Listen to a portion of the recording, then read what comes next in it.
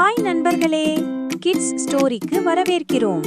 இங்குள்ள கதைகள் மினுமினுக்கும், கற்றல் ஒரு மாயம் போல இருக்கும். வாங்க நம் அறிவு பொக்கிஷ வேட்டையை ஆரம்பிப்போம்.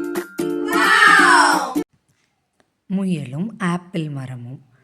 ஒரு அடர்ந்த காட்டில் அழகான முயல் பசியால் அங்கும் இங்கும் அலைந்து கொண்டிருந்தது.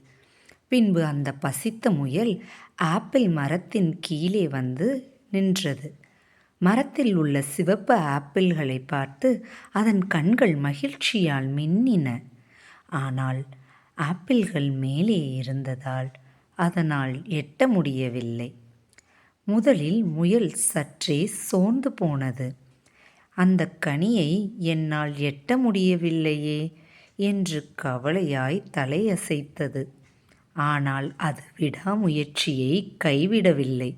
மீண்டும் மீண்டும் குதித்து பார்த்தது. ஒவ்வொரு தடவையும் கொஞ்சம் கொஞ்சமாக உயரமாக குதிக்கத் தொடங்கியது.